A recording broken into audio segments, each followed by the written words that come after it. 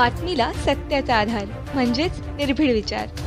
शिरपूर शहरात संपन्न होत असलेल्या शिवमहापुराण महोत्सवासाठी सर्व शिरपूरकर सज्ज झाले असून प्रत्येक व्यक्ती आपापल्या परीने वेगवेगळी सेवा देण्याचा प्रयत्न करत आहे। मागील 4 दिवसात शिरपूर नगरीत लाखो शिवभक्तांनी या उत्सवात सहभाग नोंदवला आहे। या सर्व शिवभक्तांची सेवा करण्यासाठी आणि सेवेतून भक्तीचा परमानंद प्राप्त करण्यासाठी शिरपूर शहरातील महाराणी पद्मिनी महिला मंडळाने आपल्या जवळपास 180 महिलांचा समूह या कथा प्रांगणात विशेष सेवा देत आहेत। दिवसभर भोजन कक्षात सेवा दिल्यानंतर दररोज रात्री या महिला मंडळाकडून जवळपास 150 लिटर दुधाचे वाटप शिवभक्तांना केले जाते। या सर्व प्रयोजनासाठी या महिला मंडळाने स्वखर्चाने आर्थिक भार उचलला असून या मंडळांकडून नित्य नियमाने दिवस रात्र या ठिकाणी सेवा पुरवली जात आहे। ही सेवा करत असताना आम्हाला विशेष आनंद होत असून आयोजकांमुळे आम्हाला ही संधी प्राप्त झाली म्हणून त्यांनी आयोजकांचे देखील आभार मानले आहेत। पाहूया काय आहेत या महिला भक्तांच्या प्रतिक्रिया। श्री शिवाय नमस्तुभ्यम।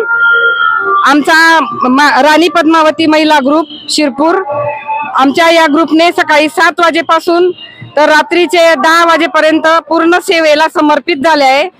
आमच्या या ग्रुपने सकाळी किचन मध्ये सर्व वाढायचं, त्या भाज्या स्वयंपाक पासून सगळ्यापासून आमच्या महिला एकदम याच्याने सेवा देत आहे।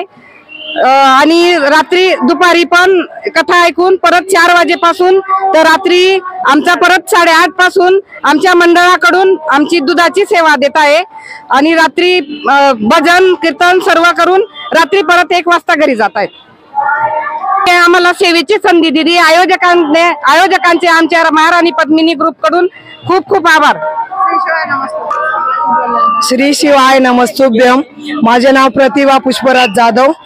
आमचा राणी पद्मिनी ग्रुप 185 लेडीजचा आहे। आम्ही रोज सकाळी 6:30 वाजेला आमची टीम भोजनालयमध्ये पोहोचते। त्याच्यानंतर भोजनालयाची व्यवस्था 12-1 पर्यंत लावतो।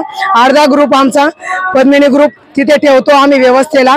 त्या आमच्या अर्ध्या ग्रुपच्या भगिनी फक्त माईकने तिथं ऐकताय, श्रवण करताय बाबांची कथा, आणि बाकीचा ग्रुप पंडालची सेवेला जातोय।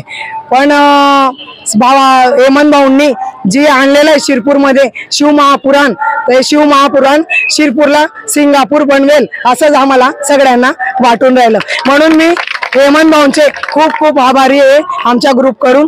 तर आम्हाला हा लाभ सेवेचा मिळाला आमच्या ग्रुपला। श्री शिवाय नमस्तुभ्यम। श्री शिवाय नमस्तुभ्यम। गेल्या 1 तारखेपासून आपल्या इथे शिरपूर येथे शिवमहापुराण कथेचा आरंभ झालेला आहे आणि राणी पद्मावती ग्रुप जवळजवळ 185 लिटर दुधाचं वाटप करत आहे आणि जवळजवळ 3,500 ते 4,000 पर्यंतचे लोक या ठिकाणी या दुधाचा लाभ घेत असल्याचं दिसून येत आहे। एवढंच नाही तर आम्ही म्हणजे आमचा मोफत चहा सेवा ग्रुप श्री स्वामी समर्थ ग्रुप हा देखील पहाटे 5 वाजेपासून चहाचं वाटप करतो। तर जवळजवळ दिवसभरामध्ये हा ग्रुप 7 वाजेपर्यंत अविरत न थकता असं चहाचं वाटप करतो।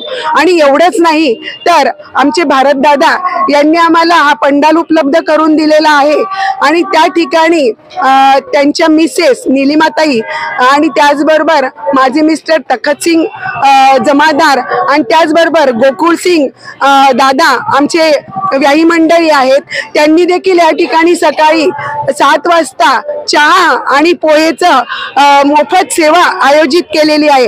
असं आम्ही तिन्ही ग्रुप मिळून असं म्हटलं जातं की कोणतंही कार्य एकाने न करता सर्व ग्रुपने केलं तर ते अधिक सोयीचं होतं आणि तेच एकमेका सहाय्य करू अवघे धरू सुपंत या तत्वावर आम्ही राणी पद्मिनी महामंडळ हा कार्यक्रम सर्व मिळून आयोजित केलेला आहे आणि यशस्वीरित्या पार पाडण्यासाठी आम्ही सगळ्या महिला भगिनी आणि आमचा सगळा पुरुष वर्ग मित्रमंडळी सगळे यथाशक्ती दिवस रात्र प्रयत्न करतायत। जवळजवळ आम्ही रात्री 1:30 ते 2 वाजेपर्यंत मागच्या बाजूने म्हणजे शौचालयाच्या बाजूने देखील आम्ही सेवा देतो आहोत।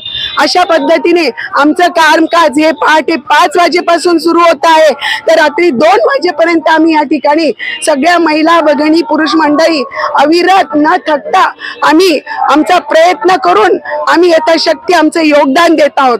धन्यवाद। श्री शिवाय नमस्तुभ्यम. आमचा राणी पद्मावती ग्रुपने जरी दुधाचं नियोजन ठेवलं पण आम्हाला शिवसेना प्रमुख आपले भरत भाऊ आणि त्यांचे बंधू विकास भाऊ यांनी खूप खूप हेल्प केली. त्यांनी आम्हाला सेपरेट दुधाचं लावू दिलं नाही. आम्हाला पंडाल शेवट म्हणे आपल्या इथं सोय आहे ताई, तर आपल्याच भगिनी माता भगिनी तुम्ही आपल्याचकडे नियोजन करू शकता. त्यांच्या सहकार्यामुळेच आम्ही उपक्रम उचललेला आहे. म्हणून मी भरत भाऊ आणि विकास भाऊ आणि वहिनी त्या सगळ्या राणी पद्मिनी ग्रुप कडून आभार व्यक्त करते. श्री शिवाय नमस्तुभ्यम.